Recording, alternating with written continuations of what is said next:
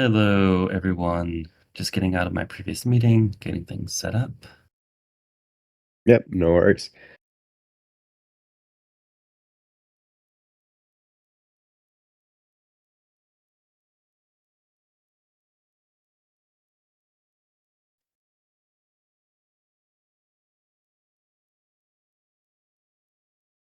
There's still a few people joining in, like always, so it's all good while we wait to start things.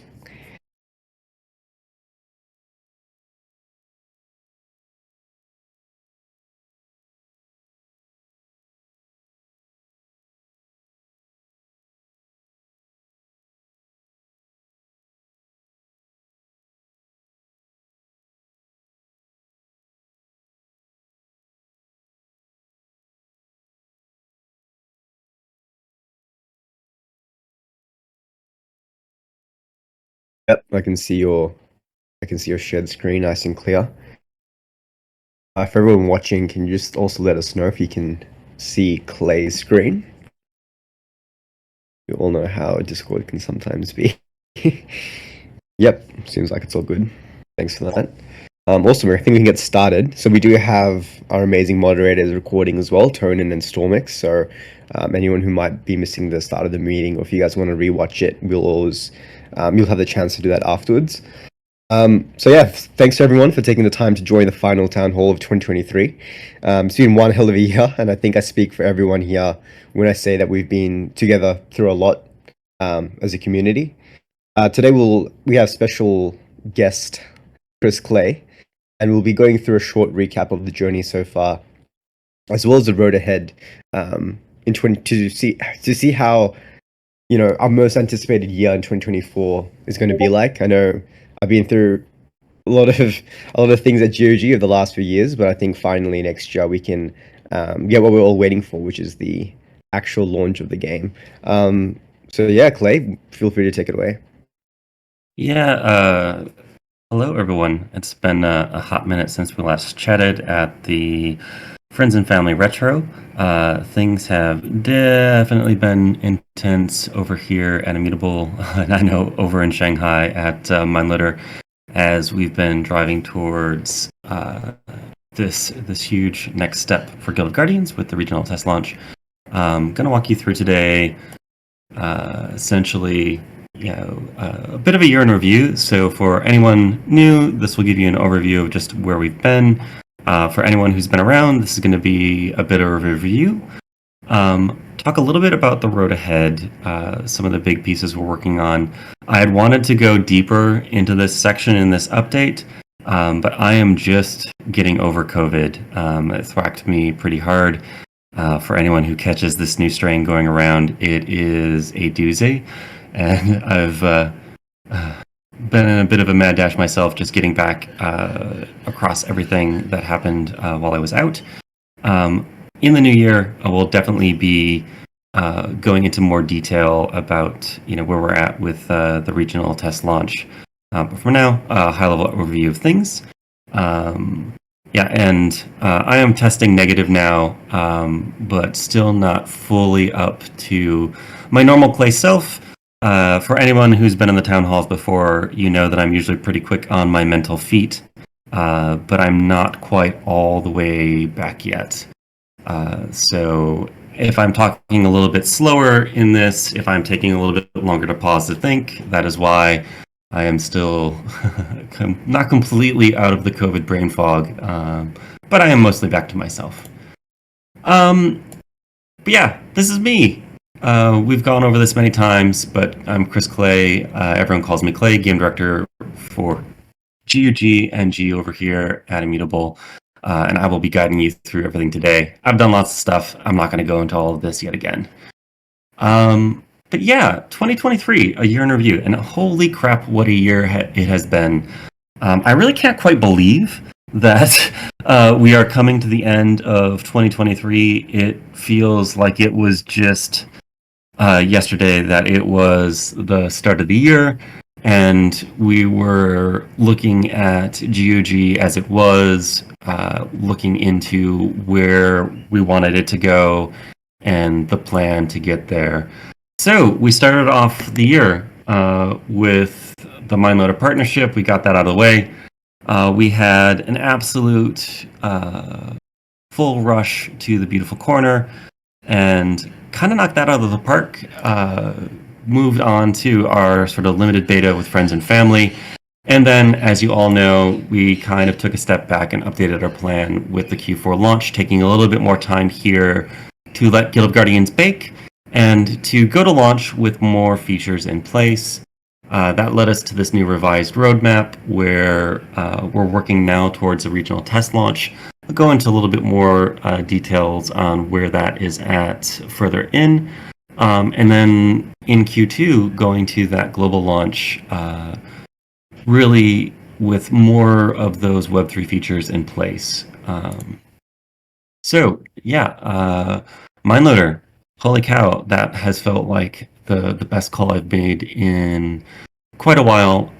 We've done so much over the course of this year. It's kind of hard to believe that we're we're not even a year into development on the new Guild of Guardians, but we've come so far, even from that beautiful corner screenshot back during the beautiful corner. But MindLoader has been amazing, and we are continuing to partner with them moving forward into 2024.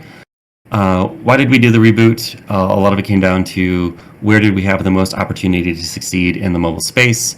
Squad RPGs, where we identified it. Again, looking at that segmentation, I think this remains true today. That's always a danger when you're looking at where you're going to try to win, that some of the game comes in and gobbles up the space. But as a subgenre in mobile gaming, squad RPGs still are fractured without a single game to sort of take over in that space. And Guild of Guardians is absolutely a project where we're aiming to go win. A lot of the plan was this gaming companion. And when I initially shared this back with the beautiful corner, we really weren't quite sure how that would fit in. That had been the plan. As we've gone through more tests, both internal and external, it has really settled in nicely as a game that you can focus in on. And man, that was an unintended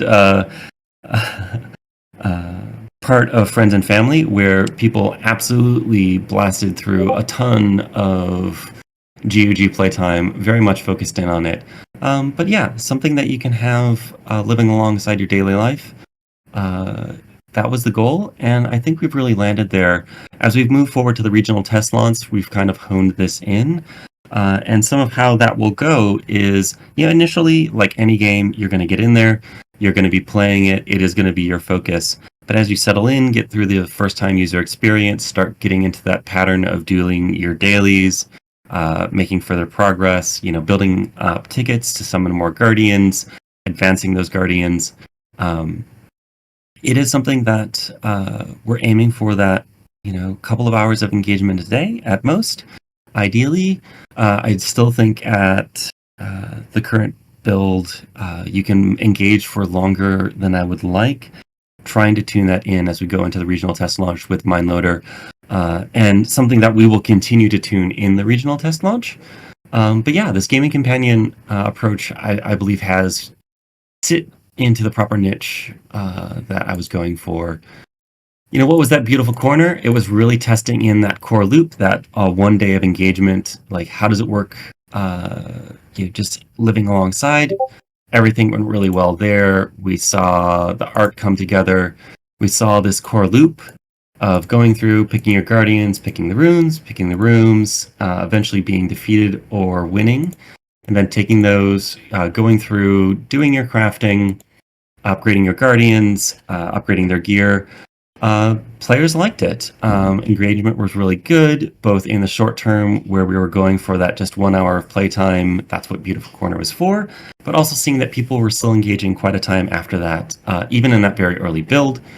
That took us through to Friends and Family, where we were essentially looking to build on that initial success. So we had that core loop, then we expanded it out, getting leaderboard competition in place, expanding your collection time with the first delve, adding those daily rewards into the mix, adding in, the achievements, the story accomplishments, and those daily engagement points. all of that added on, where we saw a lot more engagement across the board. Again, I alluded to it earlier, but this was too much engagement. Retention was really good. Playtime was really good. But for everyone who played in that Friends and Family beta, burnout was also an ever-present danger. For myself, for others who engaged a lot, like we got to see what that was going to be like over those, in some cases, 160 hours of playtime. That was too much. Still trying to really tone that into the right sweet spot so that we can appeal to as wide an audience as possible. We want people to be able to feel like they can log in, play their dailies as they're going about their lives, but that GOG does not have to become an all-encompassing obsession. Obsessions are great. We want people to be obsessed with the game, but not have it be all-consuming in that obsession. So we've been tuning that in as we go to the regional test launch. Whew, so much data to go over, and we've used that to tune a lot moving forward into regional test launch. Wanted to give one more shout out to the people who ended up in the top 10 of that very first Endless run. There was so much effort and energy that went into it. Big shout out to all of the people who engaged even beyond this. We learned so much just in that first test launch, and we're continuing to refine the system as we look to have more different types of Endless events moving forward into expanding those systems. So there, high-level overview of where we've been, a little bit of the road ahead. So the big one that was announced this week that has been brewing in the background pretty much since Friends and Family, and some of the challenges we've had with the staking programs. I know I was chatting with some people in Discord around just the troubles of not having the ability to have smart contracts to manage some of the key Web3 components of our systems. So as we were looking at that and what it meant for GOG, particularly with all of the systems that we want to interact across the game and that wider Web3 ecosystem, as we looked at StarkX, as we looked at zkAVM, as we looked at things like the Altar and the ecosystem that is going to be building up around both StarkX and zkAVM, it looked like zkAVM was going to be the right choice for Guild of Guardians to move to. We have been working as a team to proof point through that. One of my biggest concerns was, StarkX, the big advantage is no gas fees. With zkAVM, due to the nature of that system, there are gas fees to throttle basically throughput on the system. And as we got through to that gas-free game actions in particular, it was an ecosystem that I believe is going to be best for Guild of Guardians to succeed in. So for those of you who weren't in the Friends and Family Retro, where I started talking about the Altar, Guild of Guardians, will stand on its own within its ecosystem, but a lot of what I see with systems like the Altar, allowing us to create crafting recipes that not only consume GOG NFTs, the GOG token, but also allow us to interact with those other games out there in the middle ecosystem. There is far more games committed to zkAVM than StarkX at this point. And tapping into that so that, as people may or may not know, Passport exists both on StarkX and zkAVM, but they are two, separate entities at this point. Getting onto zkAVM just allows so much more possibility space in what we can do, both in the internal systems and their management, the trustlessness of having those smart contracts to manage things like the staking programs.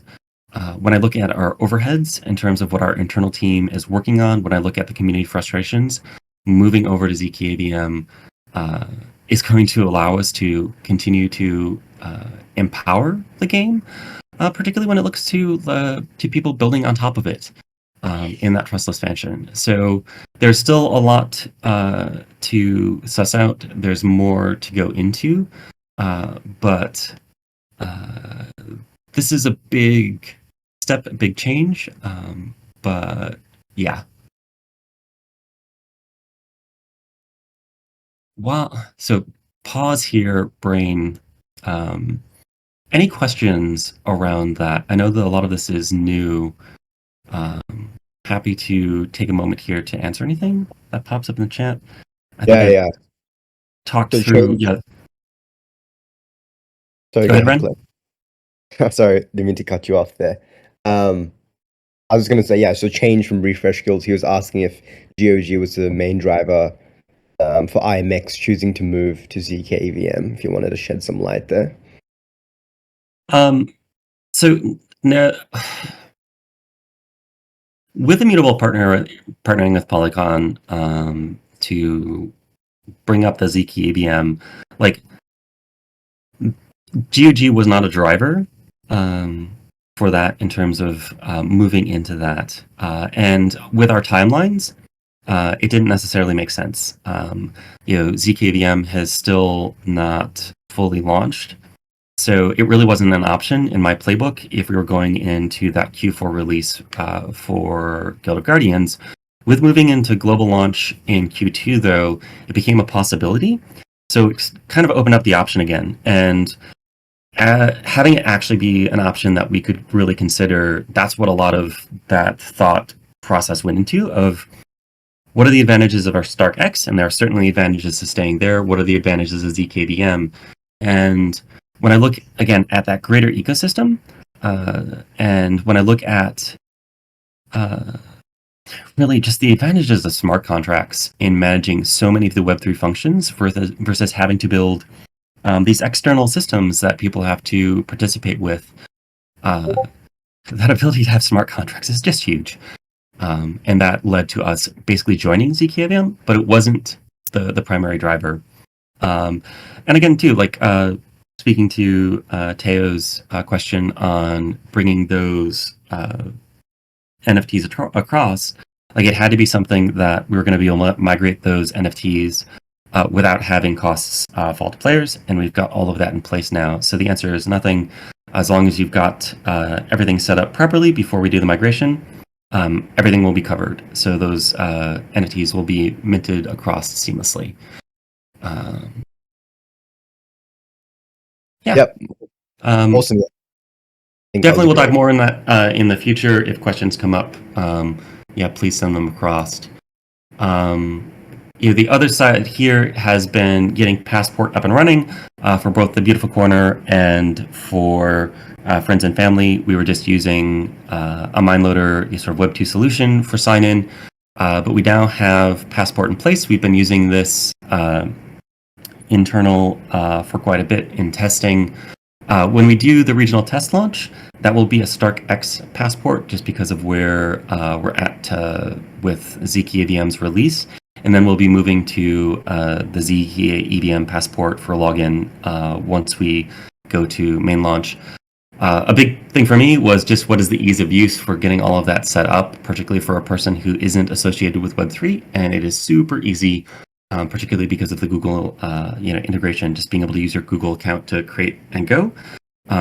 This has been a really good first step on trying to take players through that Web 2 to Web 3 journey of just making it really easy to get going. So essentially, getting your passport up and running is very similar to creating an account for any sort of Web 2 game. There isn't a whole bunch of additional steps. That wallet creation happens, but you don't have to do anything special for it.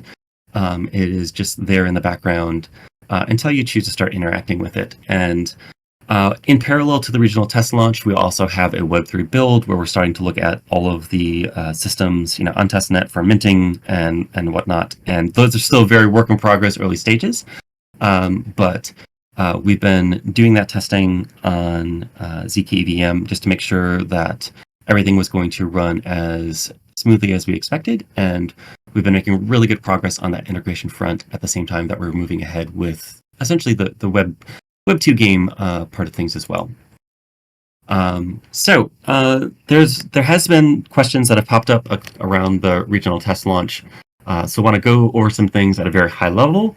The region that we're going to be targeting is Canada only.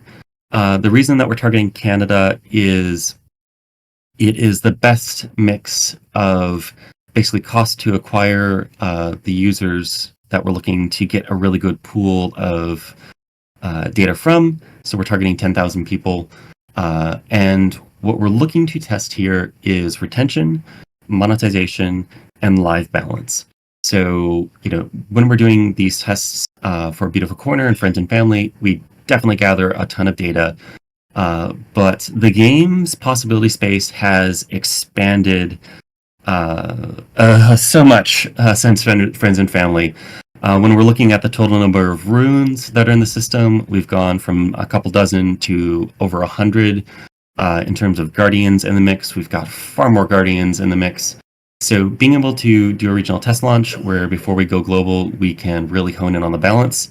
And that whole funnel from the front all the way through to day 30, looking at all of the places that people are engaging heavily with, the places that people are getting stuck with in the game, we'll make sure that the experience is as optimized as possible, both through the first-time user experience and all of those late game engagement points with the Endless Dungeon, launching those banners, having multiple Endless Dungeons events during the test.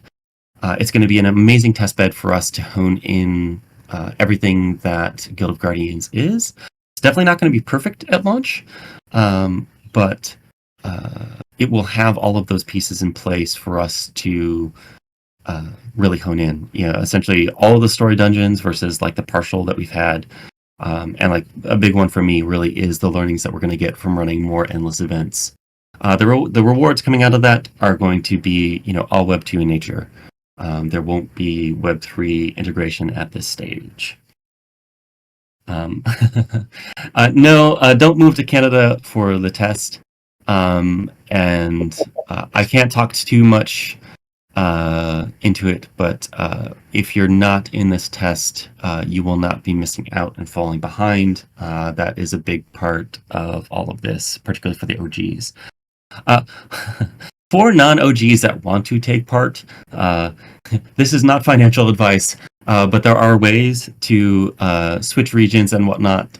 It's not super easy, but you can do so if you're really committed to it.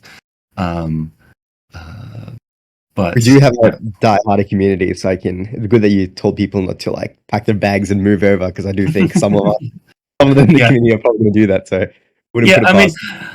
Some of it is you guys have done so much heavy lifting through Beautiful Corner, through just all of the content, all of the engagement to carry GOG as far as you have.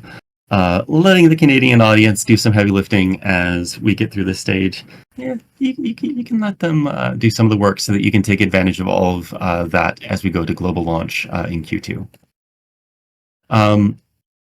So if I had not had COVID, this would have been a much more in-depth section, but I did not have time to gather all of the content to build beautiful slides, so I'm going to talk through it so you get to listen to the dulcet tones of my voice about a lot of those lessons learned and what's going to be changing as we go into regional test launch.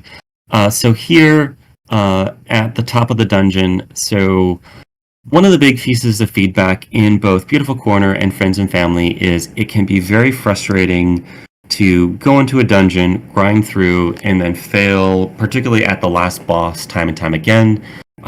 There was basically a high spike of difficulty, often into the final rooms of a dungeon. And it meant you were re-going through the same pieces of content over and over again. So one of the solutions we experimented with that I think has worked out really well is we've broken up the dungeons into essentially sub-dungeon parts. To ease that, so instead of having the 20 rooms that you're going through with that big boss fight at the end, each of these sub dungeons is smaller. In the tutorial it might be so few as 5, but like around 15 for a lot of them, allowing you to only have to do maybe a couple of runs as you're leveling up your guardians, getting new gear before you defeat it, get your end of dungeon rewards, and then go on to the next stage. There's still failure. It's a big part of like the whole roguelike experience, but the sub dungeons has been a big step forward. In terms of runes, this is where even my balanced brain, which I think is pretty good, is still in a bit of overload. We've added a little over 100 different runes into the ecosystem and changed from that system where you had a very few runes that you could level up to 10 times to a smaller or a larger set of runes. So as you're going through a dungeon, it's less likely that you're going to be upgrading a rune more than a couple of times. But the runes are much more diverse. They target specific domains. They target specific roles. Let us do a little bit more work on honing in the rune list, but sharing it is certainly possible. But this is one of those key pieces of balance as we go into and live with regional test launch. The runes will continue to iterate and change, but just in playing through it myself, like in Friends and Family, you kind of knew what you were picking. Like it was a foregone conclusion what you were going to be leveling up, and there is more deliberative choice of like, hey, what are the trade-offs here, and starting to introduce some of what we had hoped for with going in with your guardians of having more than just those 5. So with Friends and Family in particular, it just made sense to level up 5 guardians. There was no reason really to switch out. Just maxing out your 5 guardians and letting them run was the best plan. Now with this approach of having runes that really up specific roles, up specific domains, hitting a key legendary rune that really targets Solus, for instance, all of a sudden you're going to be looking to potentially swap out your party to take advantage of that. We'll still have to see exactly how that plays out, but that's definitely changed a bunch. When it comes to balance, continuing to refine Guardian balance, and oh my gosh, we have added so many more Guardians into the mix. So when we're going out to this Web 2 launch, it will be mostly different Guardians than people have played in both the Beautiful Corner and Friends and Family, where it was primarily the founder sort of Web3 Guardians, but they won't be present. There won't be Aaliyah, that players can obtain in the regional test launch. It's all going to be the Web2 Guardians. So there's been a lot of development on that front, getting them all created and animated and in. But that has been going really well. A lot of those Guardians are looking good. I think those will help guide those Web 2 players in, start getting really attached to the game until they will learn about the Leahs and all of the other Web 3 Guardians that hopefully get them to complete the rest of their journey into becoming full hardcore Guild of Guardians players. In terms of engagement, this is, again, continuing to tune this in. Again, my goal is that you can come in, you complete your dailies pretty quick. So when you talk about daily engagement, being able to come in and complete your dailies is a big focus for me, keeping that well under an hour. So it's something that even on a busy day, you can sort of kick out as key. Still see people with the energy available, able to engage for multiple hours a day. Right now, we're still too deep. It's one of the things that I've been asking MindLoader to continue to refine to bring that top end down. But we're making improvement on that front. For banter, this is just another storytelling system. So depending on the Guardians that you have in your party, we've created a number of different unique banter scenarios where different arrangements of Guardians will have different bits of banter. Just one more thing for players to experiment with and explore. As you unlock new characters, changing up those combinations will give you new bits of story, a deeper view into the backstory of those Guardians. Fatui, I believe there's a question, is first-time user experience. So we've been continuing to hone that. This is still just the Web 2 first-time user experience, and we're going to be working in the new year on adding in the Web3 first-time user experience, essentially guiding players through all of that. But we learned more about some of the places in the Fatui where people were getting stuck and bouncing out during friends and family. We've tried to iron out all of those points. The story has gone on beyond the little snippet that we had in Friends and Family to the full arc across all 4 major chapters. And that, again, provides more depth into the world.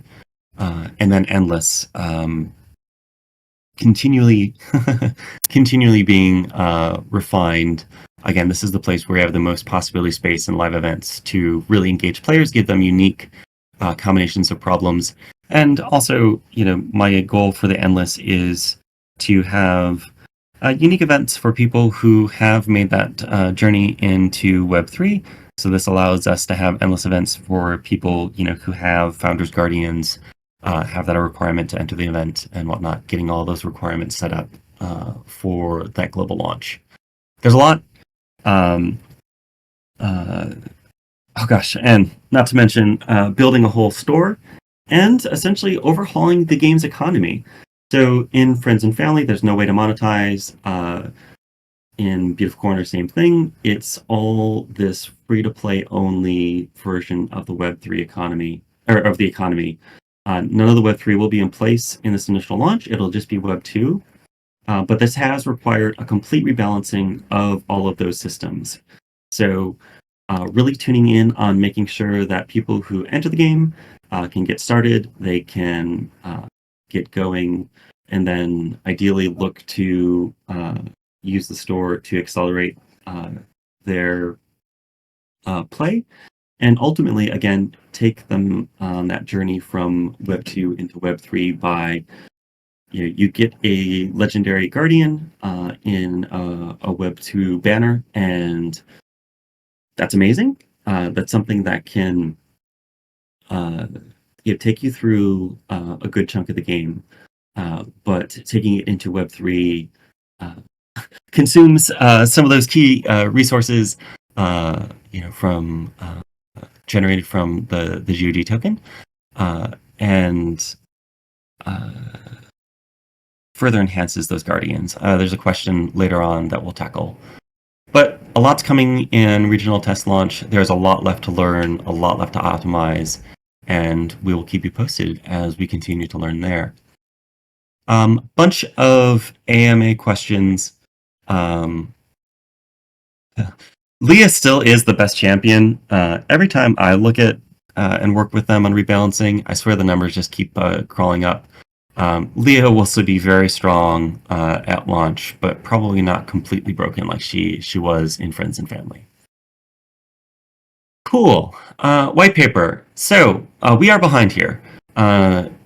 This has been definitely a challenge to manage because the white paper is owned by the foundation and not by us.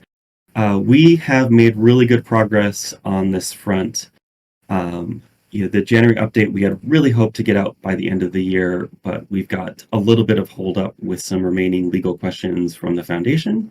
But this update will carry through with GOG's transition to the Roguelike Squad, the Art Guardian and equipment refresh, the GOG token utility update, and GOG's move to immutable ZKVM.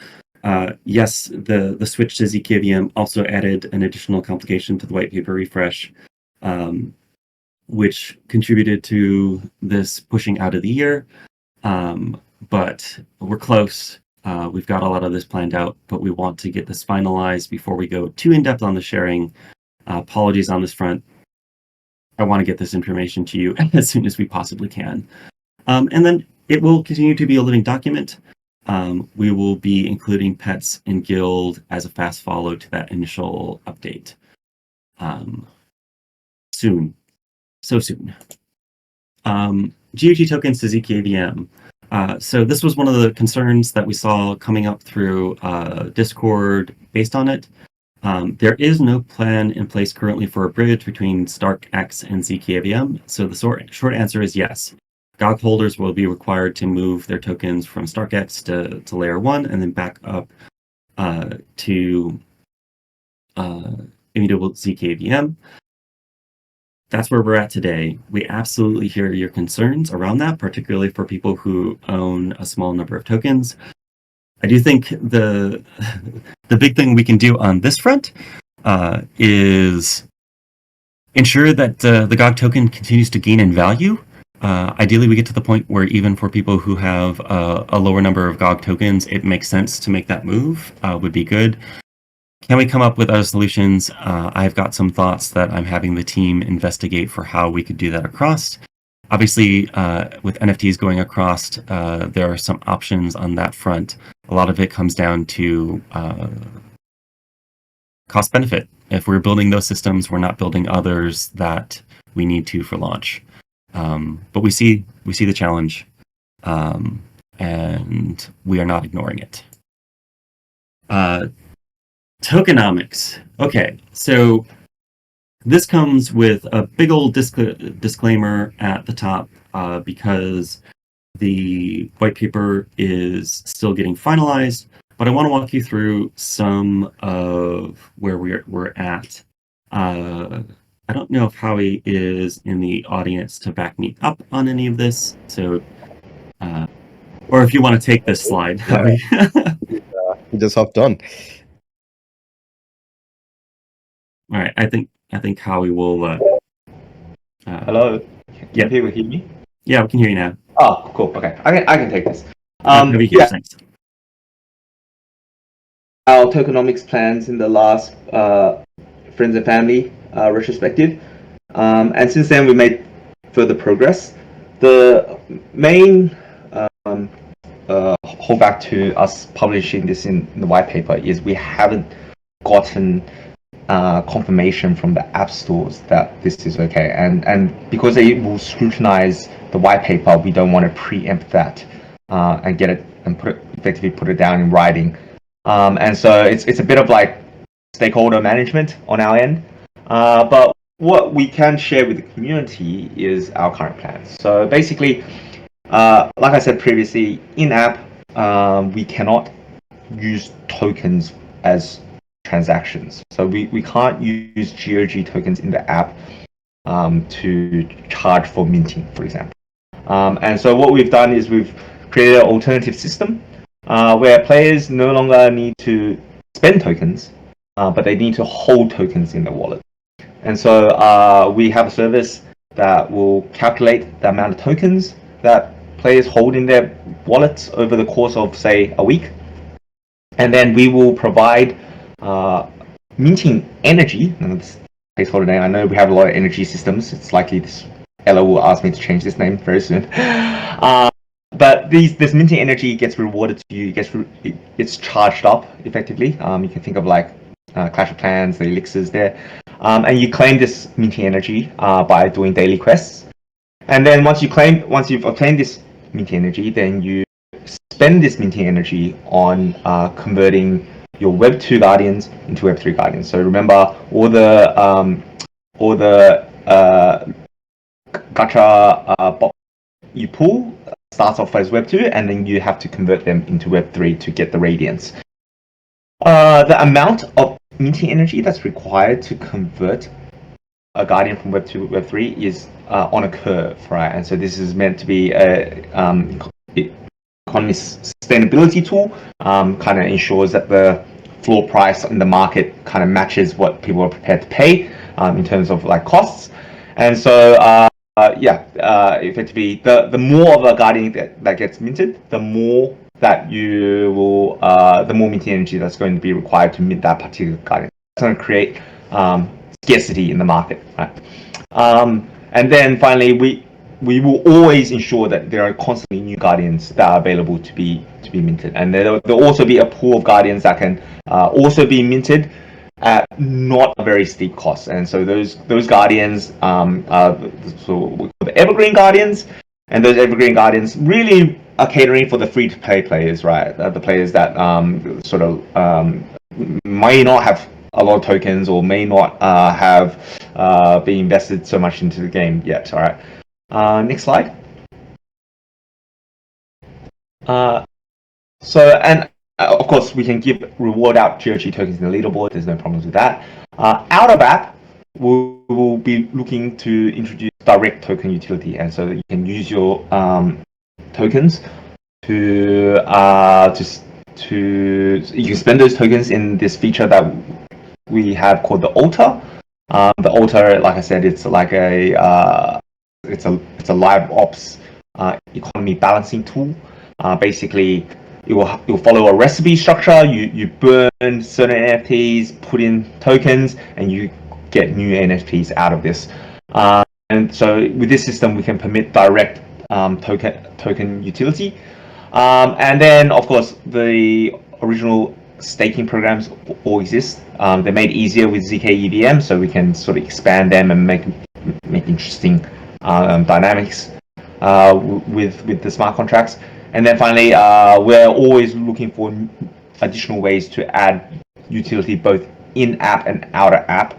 We're trying to do some version of an in-app token utility, but those plans are still brewing and we're not ready to share that yet.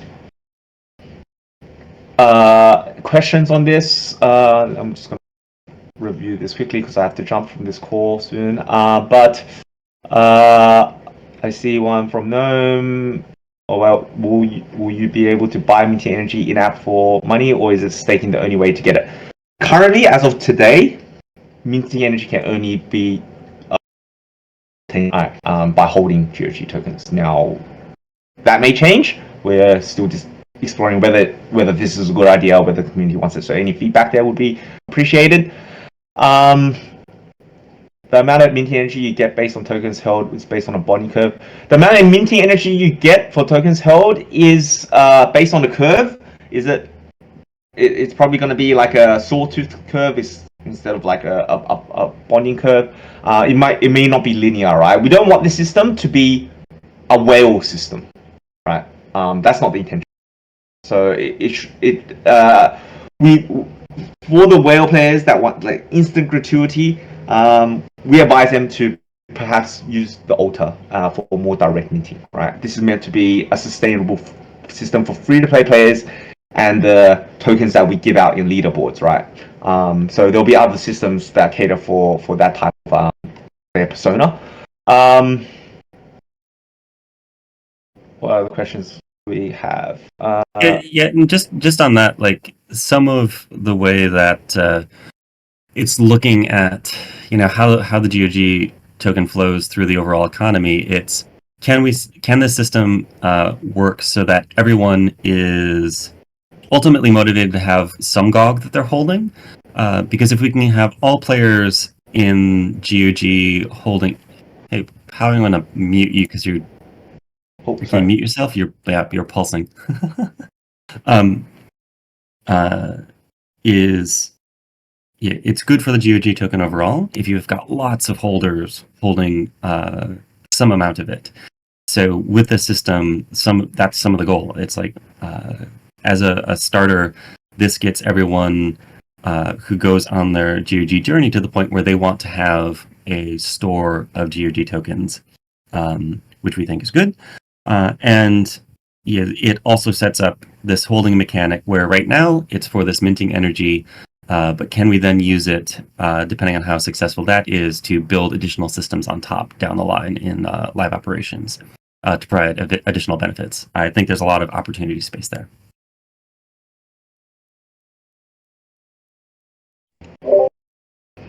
And then finally, there's some questions on the altar. Again, we will share more details in the white paper. The altar can be deployed to mint anything, but it's likely at global launch that it will just be Guardians. Yeah, and the altar isn't meant to mint equipment in particular. That is a very important commitment that if we're making NFTs in the GOG economy, that those are coming from guilds. But the altar isn't specific. It's not that the altar can only mint Guardians. A big part of it is our ability to set up recipes that consume whatever components we want from the Web3 ecosystem, and then kick out whatever items on the other side. So it's that flexibility which makes it so powerful.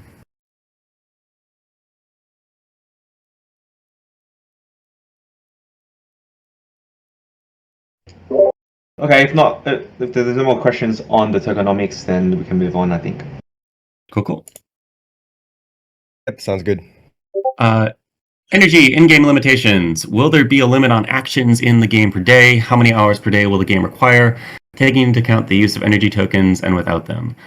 So, top line, will there be a limit on actions per day? And there will not be a hard limit on actions per day.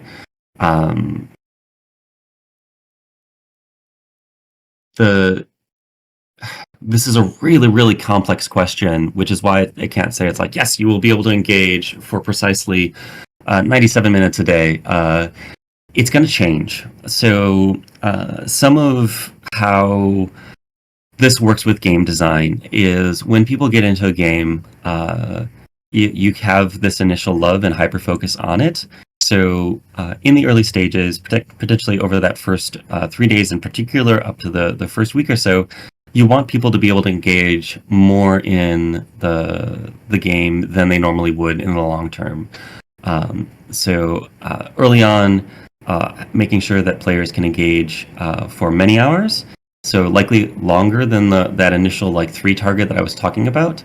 And this is something that we're going to have to tune in during regional test launch. If you tune that too tight and don't allow enough, you run into trouble. If you make it too deep, you can burn people out. So again, way less than in Friends and Family, where we were looking at 18 plus hours a day, but not so low as after 3 you're done for the day. It really will depend partly on the player's goals. So some of how you want to set up these live operation systems is making sure that people log in regularly. So when at that bare minimum, it's people pop in, they run a couple of dungeons, endless or otherwise, to complete their dailies, and they feel like they've accomplished something, and they feel good about the project and the progress in. And that's sort of like a steady state. They keep playing, they keep engaged, they're making progress. At a higher end, so for somebody with that wants to maximize all of their energy use that has an energy token, that will likely be higher. That's somebody who's not going to be playing for under an hour. That somebody's going to be playing potentially for 3 or 4 hours a day. Again, a lot of it will depend on their goals. And some of it too would depend on how many endless events we have running at any point in time. So there could be weeks where we only have one endless event on. Some of my hope is that we get to the point where there are choices of which endless events you want to participate in. So that would be higher. So the answer is variable. And having that energy token early on, if you're in that initial land rush, provides you with more hours of gameplay, so that you can ideally push out to the front. Is how it would answer that question. Guild feature and launch timing. Will guilds be released at launch or post-launch? What will the guild functions and features be? So on this, we're absolutely aiming to have guilds in at global launch. They will not be in the regional test launch, and we'll be sharing more details on guilds in the new year. Essentially, what we're looking at is just implementation with MindLoader of the guild systems. So at a very high level, we're looking to have at launch the key things that make a guild go, being able to invite people into it, being able to have actions that players can perform within the guild each day, having things like a guild shop that you can spend currency that you get within the guilds on. The big question mark is guild raids. I really want guild raids in from the get-go. I think that's an important sort of shared guild objective, but it's really coming down to implementation time. Since it's not fully in yet, I can't 100% commit to that being a launch feature. It may be a fast follow, but guilds themselves will be in.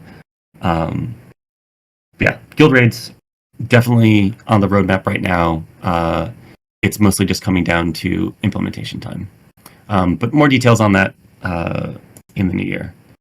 Legendary Esports Hero. This one was a little bit confusing just because of the pluralities. But I believe it was speaking to Strong Hands. We have worked through an initial pitch. Strong Hands provided us with some art.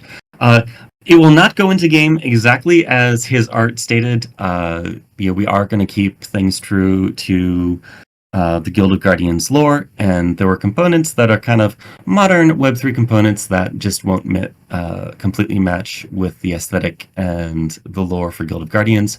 But we've got that visual approach. We've got a skill set pitched by Strong Hands. Mindloader needs to actually implement it now. So the thing that I'm a little bit less certain on is whether that will be in global launch as part of sort of the evergreen, or if we're going to use them as a special live ops release. That part of the plan is still very much up in the air. But as I iron in that, we will let you know.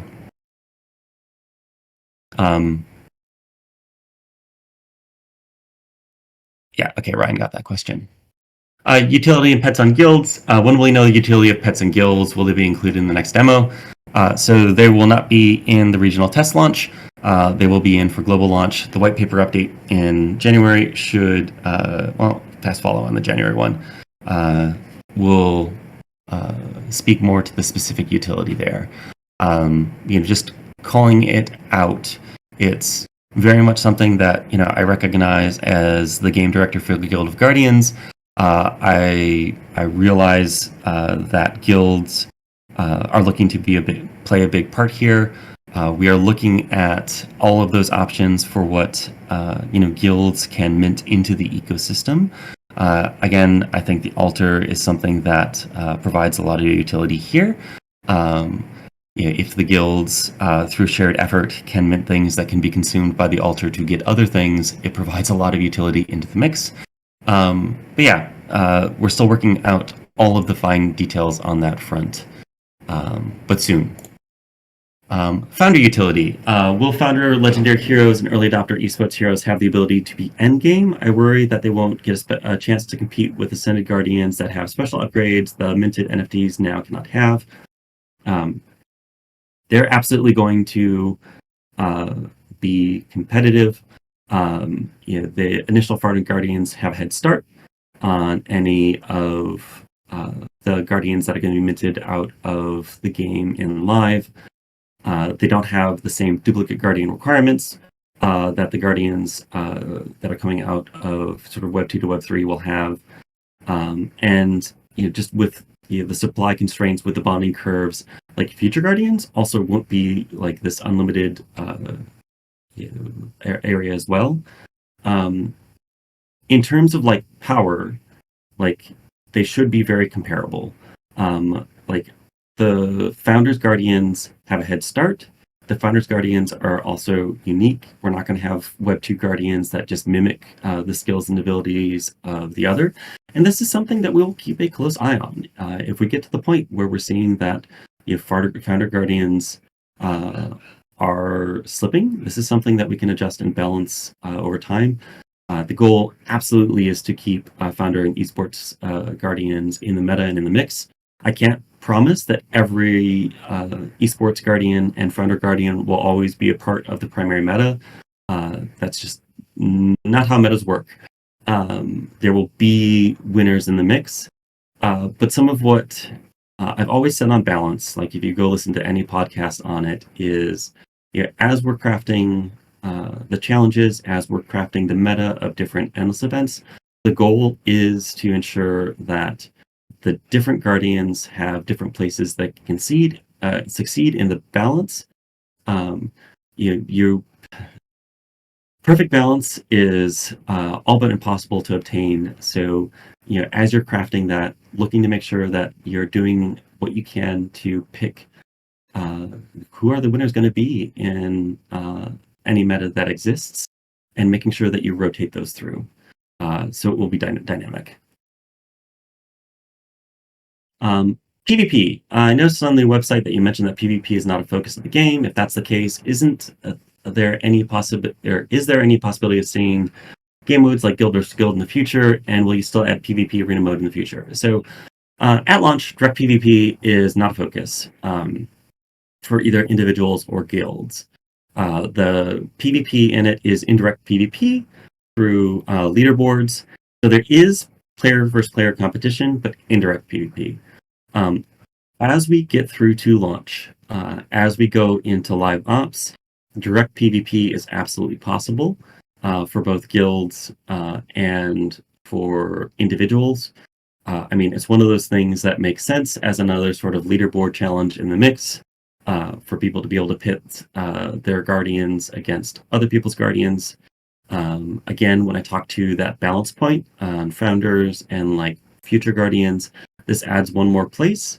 You could have guardians that are the best at running dungeons, guardians that are the best in endless, guardians that are best in PvP.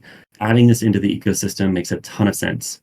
It's just not going to be there for launch. It's not that I don't want it for launch. It's just trying to focus in what we need to have a successful launch. I would love more PvP. I love competition.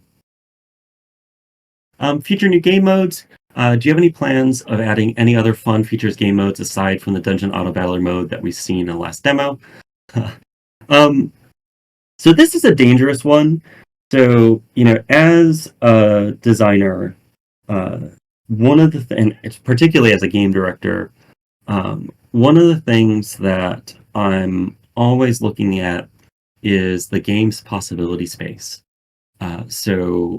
For those of you who haven't heard me talk through it before, possibility space is like what are all the potential choices and options a player has for interacting with a game. And a more narrow possibility space, players tend to tap out sooner. So very simple possibility space, tic-tac-toe. Really, really quickly, even kids can look at tic-tac-toe and realize it's a solvable game. Like you can, with any board state, know what are the moves that make a tie or win. Just a simple example. Chess, much richer possibility space. So with Guild of Guardians, when it comes to additional new modes, there is a wealth of possibility. With the lore that we've created, with the Guardians we've created, there are so many different ways that we can potentially use them.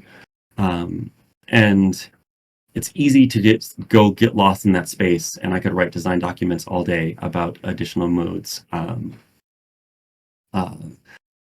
So much fun to dream about where that can be. I guess what I'm trying to say with this is, as we get into live operations, as we stabilize the core systems, as we flesh out some of those systems that we know we need to build to complete the roadmap in live operations in 2024, we can do so much more to extend the game from there. But I don't have an exact roadmap, I would say, where I know that in November we're going to add tower defense to Guild of Guardians. Is it something we could do? Absolutely. Is it something we will do? I wouldn't say no. But it's monitoring that possibility space of how these things could fit in versus speccing out where everything is. Trust me, folks, I am full in on just getting the plan now out the door. And that is my full-time job. Regional test. Will regional test be a test net on test blockchain? If not, when will be a test net tested? So internally, as we are working with things right now, we are working with the test net. The regional test launch in January will be Web 2 only. What we are looking at is, before we go to global launch, essentially doing I wouldn't even call it a soft launch per se, but a test of the Web3 systems. This wouldn't be everything, because setting it up for testnet is its own batch of work. Everything we set up at testnet, we have to reset up on mainnet. They are two different systems. But making sure that some of those key things work on testnet is going to be important. As is making sure that they work on mainnet. And some of this comes through, how should I put this? Once we launch on mainnet and we are minting things to mainnet, like the game is live. Like that is one of just the truisms of Web3. So some of what I'm trying to do with the team is craft a mainnet test, because testnet is great. It'll be good to test things there, but also crafting a mainnet test that allows us to test the things that are safe to test with Web3. So this would be doing a test where people can play with their Web3 guardians that they already have, use things like their probably Web3 guardians, maybe use things like guilds, and then potentially doing something like an endless event where we can go test those leaderboard systems. The thing that I would caveat there is I want to be careful with what those leaderboard rewards would be. Some of the way that I'm looking at it is particularly with the altar in store. I would love to have crafting components that could be minted out that aren't directly usable initially, but then can be used in recipes as players see fit, so they can essentially pick the rewards. But we'll see exactly how that plays out. That's a long answer to no testnet in regional test launch, but plans for testing on both testnet and mainnet before we go to global. Regional tests, slide 2. Will non-regional OGs be able to play as well? So at the moment, no, unless they're in Canada. A lot of this too comes down to, I love all of you in the GOG community. The amount of effort and energy you put into Beautiful Corner and friends and family is fantastic. But I've talked to you about the golden cohort effect. You guys are really engaged, and we need to make sure that we are testing with non-hardcore Guild of Guardian members to make sure that as we go out to that global launch, as we look to essentially spend millions of dollars on marketing to pull in non-core Guild of Guardians people, that the game works for them as well. Because we need to have a game that has lots of players in the mix, and to do that we need to test with it. So the goal for this is to test in Canada, to have this set of players without any sort of preconception of what Guild of Guardians is, and see how they work with retention, monetization, the whole shebang. So there is no practical way for us to send out sort of like temp invites into that. Could we have a build up potentially for the OGs to also play on? It's possible, but it's not where the focus is right now. I have to get the regional test launch out with the team first. But if there is a ton of interest there, we could consider it. But we will keep you updated with how regional test launch is going, everything we're learning from it, the changes we're making from it, so that you're part of the process as we learn, and we are going to learn a lot from that launch. Marketing. There was a question on marketing, like how are we going to promote the game to entice more players to check out the game? This is really unchanged from where we were at Friends and Family. Basically, there's going to be a worldwide integrated marketing campaigns for launch with influencers, performance marketing, PR, token growth loops.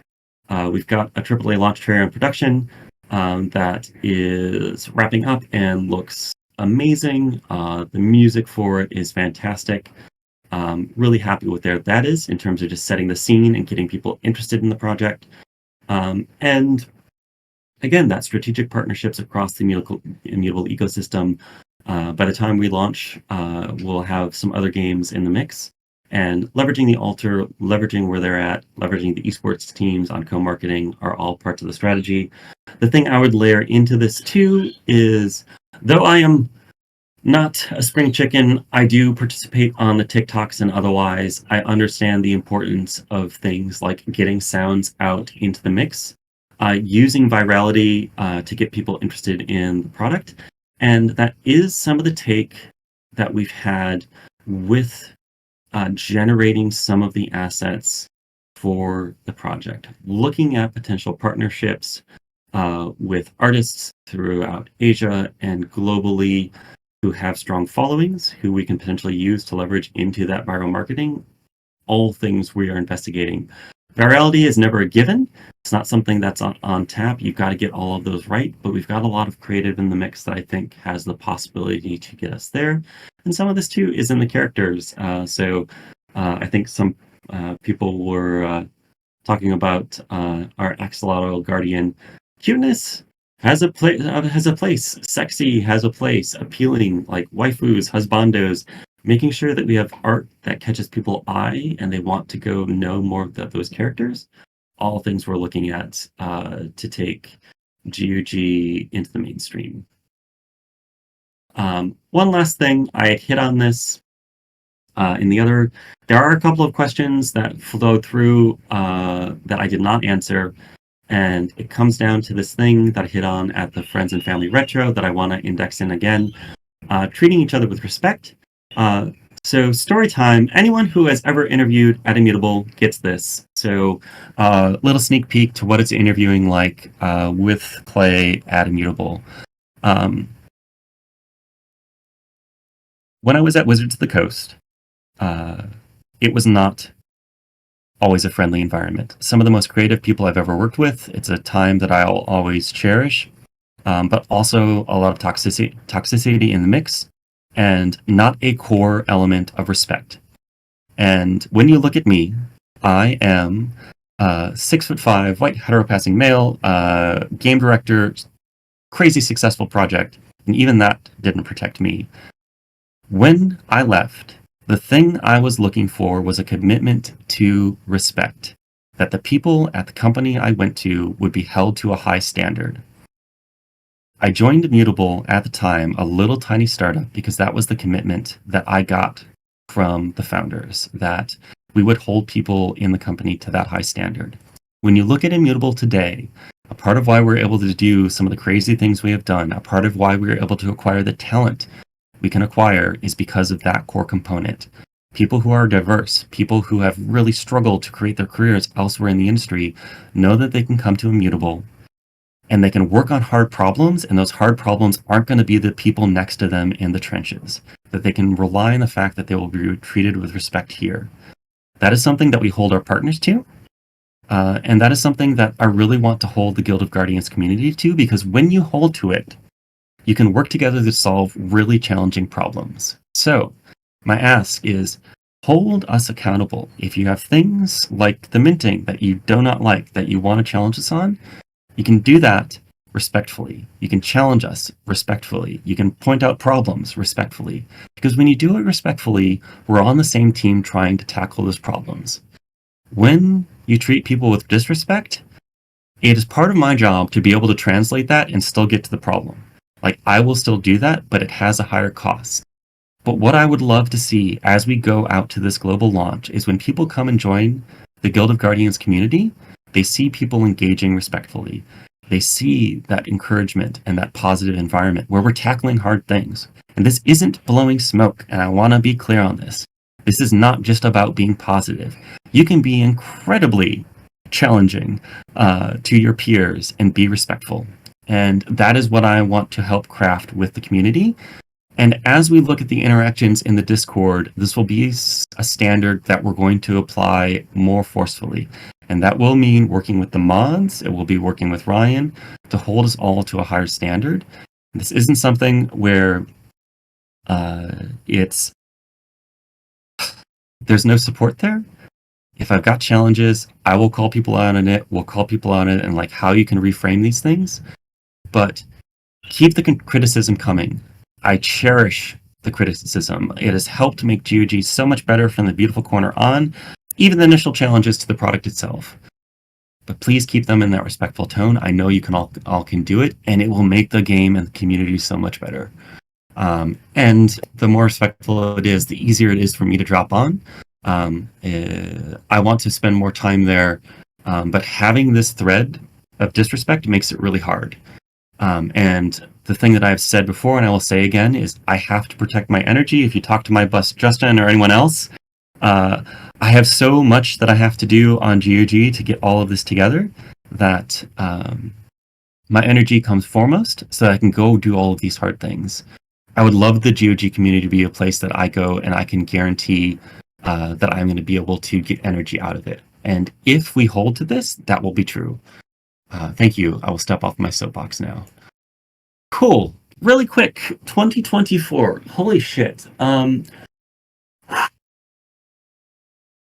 can't believe we're already going into 2024. It feels like just yesterday that we signed with Mindletter, but here we are. heading into 2024. Where are we? So we've got a really solid base to the project. We've got a really strong core loop. We've got meta systems that are building on top of that core loop, driving retention and engagement. We've got a strong community that is getting ever stronger. We've got a token that is on the rise as the bull market starts to tick up, and people look at us more seriously as people have been asking. Oh my gosh, the number of people in the wider community that asked after friends and family to get a special invite to go and play was impressive. Investors and otherwise. A little bit of a pain, but absolutely worth it. Guild of Guardians is in an excellent place to catapult into 2024, and that is getting recognition. You guys have carried us through a very difficult year, and ideally, if everything plays to script, 2024 proves that I am a main character in my own life, and we continue to live this dream of taking Guild of Guardians into the most successful Web2 mobile launch in Web3 history, that then catapults further launches that build out the Immutable ecosystem. We want to go show everyone just what is possible in this space, and we are absolutely on track to do that. Not saying there won't be bumps in the road. I guarantee that there are going to be bumps in the road, but we have so much that we can accomplish over the next year. I cannot wait to see what I'm talking to all of you about at the 2024 recap. It's going to be challenging. There are going to be things that go sideways, and all of us are going to work together to go take it to that next step. It's going to be pretty. We're going to shine some shared light in our fight against the Dread. And we're going to onboard a whole bunch more people into the ecosystem. The marketing team has been working on the initial App Store trailer to that front. This is not final, but here we go. I said play.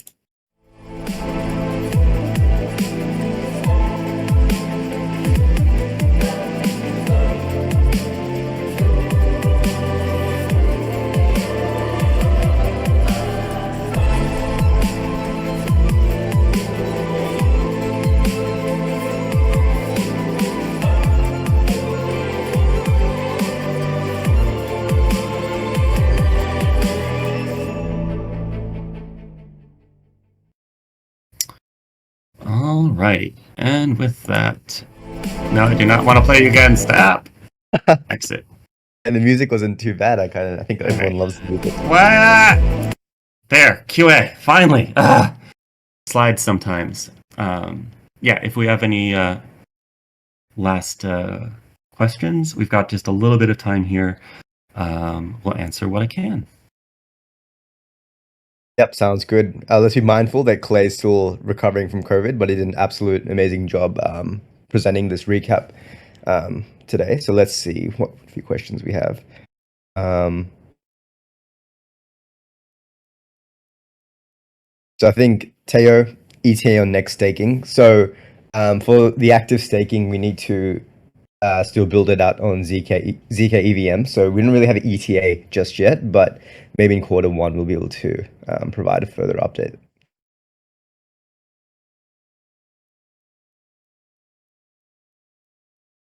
Change refresh is a question about what does the token loop mean. I think maybe Shadow Day might be able to give more examples here, but that's pretty much just what are some programs that we can design that can really help with user acquisition and launch. So things like referral programs or share to earn type of programs. How can we really like leverage the token to really kind of create these? No looking at my tabs. large user acquisitions.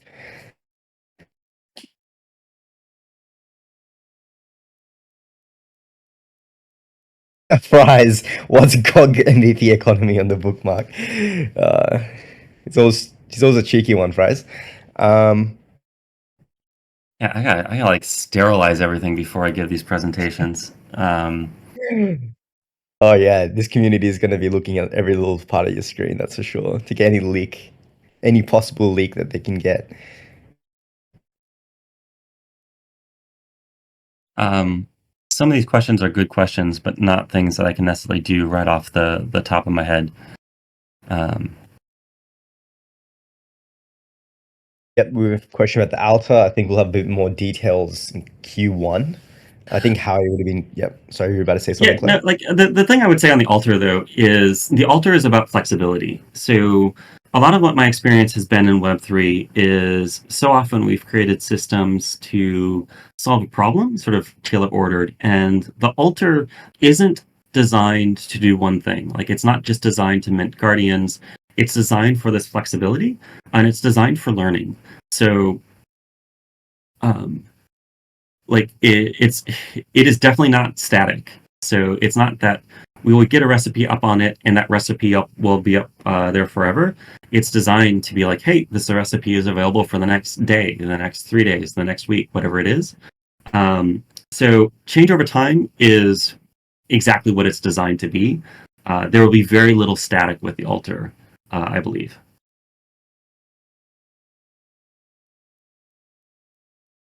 Um, Have you considered allowing people to send you GOG on Immutable so you can batch move it to zkVM and then distribute smaller, similar to staking rewards? It is something we considered, and also a huge logistics challenge. Just, it's not something you can get wrong, and supporting that right now isn't in the cards. With all of the other commitments we've got on the team at the moment. That would be a major distraction, but was something we considered. Question from Stefan: will the ambassador program come back to life, or that's something the Immutable Heroes will be taking on? Yep, so this is another great question. So we've always been thinking of how can we really leverage and involve the GOG community over the years, and obviously we've deployed a lot of things. Some things worked, some things haven't. A great example of something that has worked is the Immutable Heroes program, which is a lot of the Twitter content creators. And if any of you are quite active on crypto Twitter or just Twitter in general, you'll probably see a lot of the work that the Immutable Heroes have been doing. For GOG, I think when launch period does come around, we are definitely going to be leveraging the Immutable Heroes. And then there's Nigel from IMX. He sees a bunch of the heroes there already. So I think for GOG specifically, I think we might be looking more towards the content creator side and seeing how can we tap into more of that. So stay tuned for more details next year. But to answer your question, StepFam, definitely with launch around the corner, we're going to be exploring all these type of avenues in terms of like immutable heroes or content creators. But more details in Q1.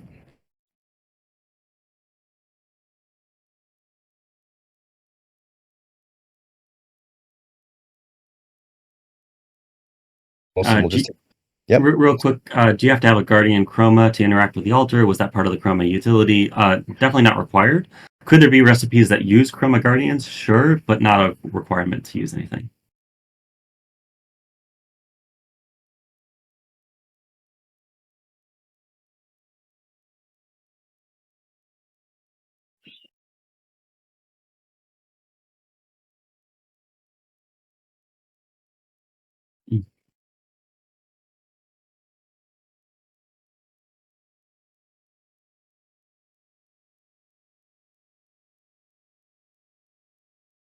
Definitely a lot of altar questions. It's definitely a very hyped up topic in the community. That's for sure. Yeah, no, I mean, and it's something that I'm really excited about, and I'm expecting it to be a system that continues to evolve as we learn more for it. Like Gnome has a question: does everyone get the same altar recipe for that day? Right now, yes. There isn't a variability to it where there would be just different recipes. The outcomes could be variable though, so it wouldn't necessarily be guaranteed that everyone has the same result. I don't think that's necessarily where we're starting with some of the recipes, but it's one of the options in the system. You share what the champion chroma means, asks Jacko with Lime, Jaco with Lime. Not sure which one it is, but Um,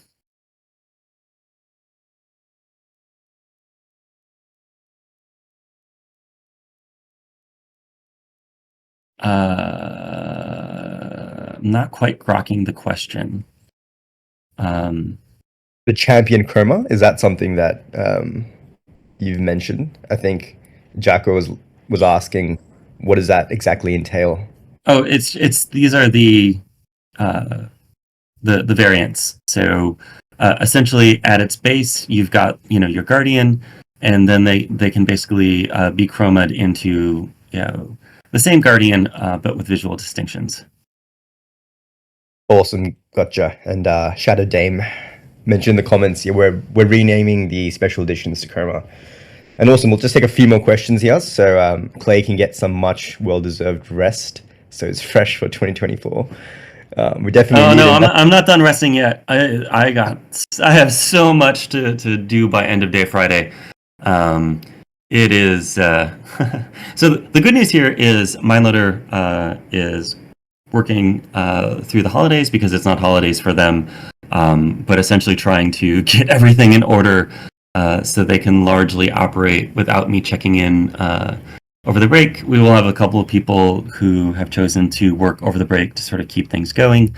But man, I am really looking forward to a couple of weeks off. Like I said, I'm technically COVID free at this point, but as you could tell by some of the pauses, like the chroma, like I have this thing that I do in meetings where I'll read or I'll talk to somebody and then I can type on the side because I can context switch fast enough to do both at once. And I'm like a one trick pony at the moment. Thank you, everyone. I'm gonna have to pause questions here just because my brain is tapped out. Being on for an hour and change presenting is always a mental effort, and I need to go regenerate some spoons. From the bottom of my heart, though, as we head into the holidays and the end of 2023, thank you so much for being on this journey with me. I know I haven't always been able to answer every single question. I know I haven't always answered them the way you have wanted, but it has been an absolutely incredible year. And I know myself and the team are so incredibly pumped for what's to come at the start of next. It's looking really good, and I hope you guys all have an amazing holiday. And just because the request is in there, I will end you. Yeah, I just want to reiterate what Clay said. I think thanks for all the support and patience you've all shown throughout this year, from us changing to MindLoader and also a lot of the staking issues and, all these other crazy things that always tend to happen and Immutable. I think it's just the part of the, part of the game that we're all in, right? Such a new industry. But thanks everyone for being so patient. And yeah, we're ready to come back in 2024 and have GOG's biggest year yet. So thanks everyone. Awesome. Thanks, Clay. Cheers. I think wraps it up for 2023. What a year. Happy holidays, everyone. Take care.